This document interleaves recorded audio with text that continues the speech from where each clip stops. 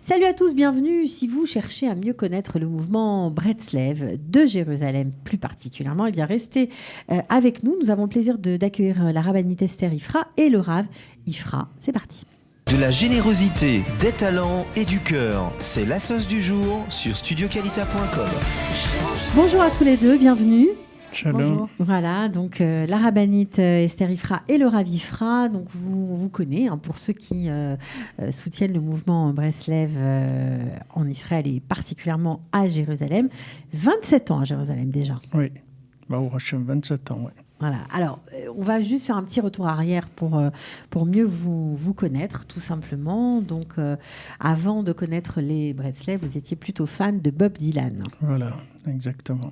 C'était un peu votre chemin. C'est ça qui vous a amené à Rabbi Nachman. Alors, voilà. Vous pouvez nous raconter un petit peu comment ça s'est passé ? Disons, de Bob Dylan à Rabbi Nachman, par Aix-les-Bains et le Rav Besançon. À l'époque, le Rav Besançon habitait à Aix-les-Bains. Ouais. Il était marié avec Aléa Shalom Bracha, qui était le mentor de Bob Dylan, de tout le groupe, de toute cette période de rock. Lou Reed. Voilà. Lou Reed aussi. Oui. Ouais. Et Lou Reed, tout ce groupe-là. Andy Warhol. Voilà, Andy Warhol, tous ces gens-là. Donc, comme on était intéressés, c'est-à-dire je voulais... savoir un petit peu. Pardon. Vous étiez musicien à l'époque. Musicien, oui. Ouais. Et principalement, j'interprétais Bob Dylan. C'était ce qui me plaisait le plus, dans ses paroles surtout. Et donc, quand j'ai entendu qu'il y avait cette dame-là à Aix-les-Bains, donc j'ai été pour la rencontrer. Mais en fin de compte, j'ai rencontré le Rav Besançon. Puis voilà, je suis resté à Aix-les-Bains. Voilà. Et donc, j'ai connu ma chère épouse, qui était elle aussi à Aix-les-Bains, sur un autre chemin. Comment elle est arrivée, mais... On est Juan-les-Pins, à Aix-les-Bains, et voilà. D'accord, donc finalement, Bob Dylan s'est évanoui dans la nature. En tout cas, pour vous, ça avait beaucoup moins d'importance une fois que vous avez été mis en contact grâce au Rav Besançon avec les enseignements de Rabbeinu, comme on dit. Voilà. Ok, alors, vous auriez pu continuer à vendre des livres ou à diffuser sa pensée, donner des cours, mais vous avez décidé de monter un site internet en 2002 qui s'appelle breslev.fr. Pourquoi ? Disons que la venue de l'Internet, pour moi, ça a été un signe messianique. J'ai vu dans cet outil-là ce qui allait permettre la communication. Comme Rabbi Nachman nous apprend que le principal, c'est la communication entre les individus, entre la personne et Hachem. Le principal, c'est la communication. Donc là, on avait un outil extraordinaire qui nous permettait d'arriver chez des gens qui, pour une raison ou pour une autre, ne pourraient jamais, même pas aller dans une librairie ou aller dans un cours ou se déplacer. Et là, il suffit qu'ils cliquent et voilà, il y a un cours, il y a un suivi, on est là, on les suit aussi par WhatsApp ou mail ou en direct, puisque nos cours sont en live avec aussi une possibilité de poser des questions par chat et on répond. Donc c'est devenu quelque chose de vivant, d'extraordinaire. Dès le départ, j'ai compris ça. Au départ, la force d'Internet. Ouais. Ouais. J'ai vu que c'était l'outil qui allait permettre d'amener une parole à des millions de gens en quelques secondes, quoi. Mm-hmm. Donc, alors, votre cours, évidemment, vous le donnez en chair en os. J'ai donné l'adresse, 10 rue Mehacharim. On peut dire un peu le centre... 110, pardon. Ouais. Rue Mehacharim, c'est un peu le centre Breslev de Jérusalem. Oui. Mais vous avez quand même 5000 vues sur YouTube tous les jours. Donc, c'est pas mal du tout. Vous avez beaucoup d'abonnés, alors de tout ordre, des religieux, pas religieux, des juifs, des non-juifs, des musulmans, il y a de tout. Oui. Rabbi Nachman dit je suis venu pour tout le monde. C'est-à-dire il faut avoir un message qui soit le plus ouvert possible et le plus large. Ouais. Ça fait pas grincer un peu des dents à Jérusalem, ce genre de message ? Ça peut faire grincer les dents, mais bon, qu'est-ce que vous voulez ? Comme on dit, on ne peut pas plaire à tout le monde. Ouais. Nous, on est là pour essayer d'être le plus authentique dans la transmission de la pensée de Rabbi Nachman. Et quand on voit les résultats, on voit que, Baruch Hashem, c'est vraiment ça qu'il faut faire. Mmh. C'est ce que vous vous attelez à faire. Alors, votre femme ici présente, la rabbinite Esther Ifra, alors vous, c'est plutôt, ce qui vous importe, c'est d'aider les femmes notamment dans leurs difficultés quotidiennes. Oui, le public féminin, et dans leur parce couple. qu'il faut comprendre qu'une femme Breslev, c'est pas un homme au féminin, un homme Breslev au féminin. Il faut qu'elle ait ses conseils à elle et sa voie à suivre. Et c'est un peu flou. C'est-à-dire que quand on parle de Breslev, on parle beaucoup de Bodedou, de Khatsod, d'une avoda d'homme. Et donc, je me suis dit qu'il fallait enseigner comment être une femme Breslev. Alors vous, ce qui vous a beaucoup aidé, c'est l'écouter Tfilot. C'est ça qui vous a fait rentrer dans l'univers de Rabbi Nachman. L'écouter Tfilot, c'est en fait à partir des enseignements du Rabbi Nachman, écrit par son élève Nathan. Voilà, si je ne me trompe pas. Il a rédigé des Tfilot pour mettre en pratique les enseignements du Rabbi. Et donc, vous, c'est ça qui vous a parlé. Pourquoi ? Pas exactement. C'est-à-dire que je me suis reconnue dedans. Voilà. J'ai fait tchouva à l'âge de 13 ans, avec la prière, avec l'Aïd Bodédout. Ok. Je me suis retrouvée dans un monde un peu absurde, et même beaucoup. Donc j'ai cherché ma voie, j'ai cherché le sens de l'existence, et je ne l'ai pas trouvé. Et donc ça a été très très difficile, une période très difficile, où j'ai dû vraiment aller au fond de mon âme, et découvrir... par des messages d'Hachem qu'il fallait se lier à lui pour retrouver un sens dans la vie. Donc j'ai commencé à prier, et j'ai prié. Donc j'ai jamais laissé la prière. Quand j'ai rencontré mon mari, il m'a offert l'écouter de Tfilot, et c'est le livre que je cherchais, parce que je me disais, il doit exister un livre qui n'est pas le Sidour, qui n'est pas les Tehillim, mais qui est l'épanchement de l'âme, et je l'ai trouvé. D'accord, donc ces livres, bien sûr, tous ces livres-là, on peut les donc trouver. Donc je me suis dit qu'il fallait le mettre au service du peuple d'Israël, en français en tout cas, et je l'ai traduit. J'ai traduit une grande partie, les prières qui m'inspiraient le plus. D'accord, toujours en fonction des enseignements. Donc ça, c'est ça qui est assez intéressant. Donc évidemment, tous les deux, vous êtes, on va dire, très souvent à Ouman. Je crois que vous y passez... La moitié du temps. La moitié de l'année. De votre année. Pourquoi c'est tellement important ? Alors, c'est tellement controversé aussi comme voyage, comme destination, mais pourquoi c'est tellement important pour vous d'y être ? C'est important d'y être. Si vous voulez, Rabbi Nachman nous a enseigné que c'est le point de départ, en fait. Le point de départ de tout, c'est Ouman. Ouman, c'est le point de départ.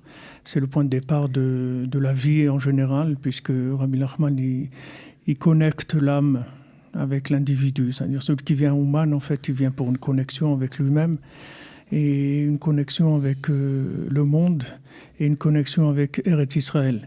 Ouais. C'est-à-dire que, comme le disait souvent le Rav Chaim Dinovitch, le plus grand bureau de Aliyah qui existe au monde, c'est Ouman. Et d'ailleurs, le premier voyage qu'on a organisé à Rosh Hashanah au départ de France, on était parti exactement de Genève, puisqu'on avait organisé un charter. Il y a de nombreuses années.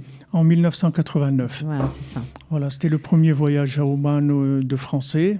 En général, la plupart, c'était des Parisiens. Il y avait 280 personnes. Ces 280 personnes-là, aujourd'hui, elles habitent en Israël, sans exception. Alors, il parle d'Ouman, vous aussi, bien sûr, vous y avez votre part, vous y allez aussi, vous organisez des voyages féminins. Ça fait 30 ans que j'organise des voyages pour femmes. Ouais, exactement, oui. Ben, moi aussi, j'ai été touchée par la flamme Breslev, par le feu de Rabbeinu. Et ce feu, j'ai voulu le partager. Parce que ça apporte énormément à la neshama, à la personne. Elle se sent, à partir du moment où on va à Ouman, chez Rabbi Nachman, on se sent pris en main. D'ailleurs, lui, il dit, la Elokut, elle rentre dans le cœur. La présence divine, elle rentre dans le cœur. Donc Hachem est avec moi tout le temps. Et ça, c'est un bonheur qu'il faut faire partager. Et ça, c'est mon but. C'est mon but. Je ne le fais pas pour la finance du tout, comme aujourd'hui, il y a tellement d'organisations. Ouais. Mais je le fais vraiment pour permettre une connexion entre les personnes qui viennent avec moi et le tzaddik. D'accord. À ce moment-là, vous organisez d'ailleurs un voyage au mois de décembre, je crois. Oui, du 19 au 23. Voilà. Avec plusieurs options pour tous les porte-monnaies. Ouais. Que le Shabbat avec le dimanche soir, première bougie de Hanouka. Et aussi encore un jour pour les personnes qui veulent pour faire le tour des tzadikim. Voilà. Alors, vous, bien sûr, vous avez senti le besoin, forcément, vu le nombre de jours que vous passez à Ouman, d'avoir un complexe, on va dire, en tout cas un endroit pour accueillir tous ces francophones. Ouais. Et vous avez un super projet qui prend jour, on va dire. On va voir tout de suite le projet. Quand il sera terminé, on le voit en image, un super bâtiment, plusieurs étages, c'est un complexe, quoi. Ouais. Immense. Combien de mètres carrés ? À peu près 5000 mètres carrés. Où il va se trouver ? Il se trouve à 50 mètres de la tombe de Rabbi Nachman. 50 mètres de la tombe de Rabbi Nachman. Alors là, on voit carrément les étages qui sortent de terre. Je crois que vous avez déjà construit 4 étages. Bon, pas l'intérieur, mais en tout cas, la structure est déjà... Oui. Alors, un projet qui coûte une fortune, j'imagine. Oui, plusieurs millions d'euros, 5 millions d'euros environ.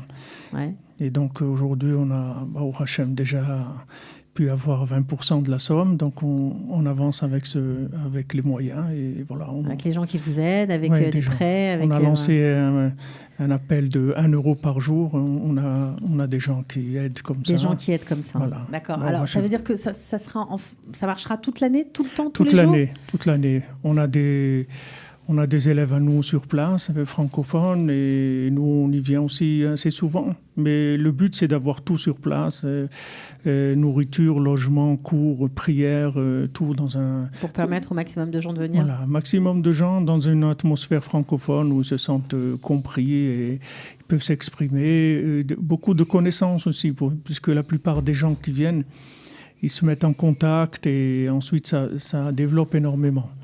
Okay. Donc notre but, c'est ça, d'avoir un endroit pour Rosh Hashanah, mais pour toute l'année aussi. Pour toute l'année, pour diffuser la pensée de Rabbi Nachman. Voilà. C'est ça votre but dans l'existence. Voilà. On a vu que, si vous voulez, en fait, les difficultés matérielles, ça consomme de l'énergie.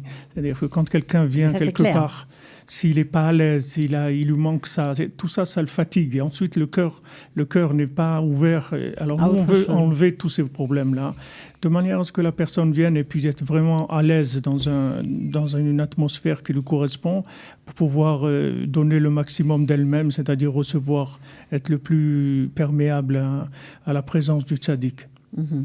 Alors évidemment, il y a beaucoup de livres. Hein. Vous avez aussi, je crois qu'un de vos élèves a concocté un livre avec tous vos enseignements. Ça s'appelle Les Cahiers du cœur. On le trouve sur breslev.fr. J'écoute et ma vie change. C'est le slogan du livre. Oui, c'est le slogan du livre, c'est le slogan du site, c'est notre slogan. Ça, on demande aux gens juste de faire l'effort d'écouter, c'est tout. On ne leur demande pas de faire quelque chose. Voilà. Juste d'écouter. Et en écoutant, les paroles vont transformer l'individu. C'est le principe de Rabbi Nachman, si vous voulez. C'est la Torah, l'enseignement de Rabbi Nachman par rapport aux autres enseignements. C'est que c'est un enseignement qui est en même temps solaire et lunaire. C'est-à-dire en même temps théorique, mais en même temps actif. Si vous voulez, c'est comme si vous entendiez des paroles qui vont agir à l'intérieur de vous-même. Mm-hmm. Du moment où vous écoutez ces paroles, elles vont commencer à agir, à vous transformer. Et c'est le témoignage qu'on a des milliers de gens qui nous suivent et qui témoignent et qui disent « Vous avez vraiment bien donné le nom, j'écoute, ma vie change, je témoigne, ma vie a changé depuis que j'écoute les cours. » Alors, si vous voulez tester, allez-y, montez sur le site breslev.fr. Bien sûr, il y a aussi l'association Eshet Rail, l'association israélienne, et puis l'association française Mayanot Hatzadik. Voilà, vous êtes présents un peu partout. En tout cas, on était contents de vous recevoir, de vous donner la parole. On vous souhaite Batzlacha. Merci. Pour la suite, voilà. Mais à très bientôt, en tout cas. Pour vous aussi, beaucoup d'Atzlacha pour ce que vous faites pour les Français, parce qu'ils ont vraiment besoin d'être soutenus, aidés, mis en confiance, de ne pas avoir peur d'Israël. On essaye de faire peur aux gens de monter en Israël. C'est difficile. Moi, je peux vous dire que c'est la chose la plus merveilleuse qui existe, la plus facile qui est au monde, la plus agréable. C'est le plus grand bonheur qui est pour les parents, pour les enfants. C'est merveilleux, c'est merveilleux. Bon, alors, on va finir par ces belles paroles d'espoir, d'encouragement. Et c'est vrai, je suis d'accord avec vous, c'est merveilleux. À bientôt, en tout cas. Et voilà, vous revenez quand vous voulez. Ciao. De la générosité, des talents et du cœur. C'est la sauce du jour sur studioqualita.com.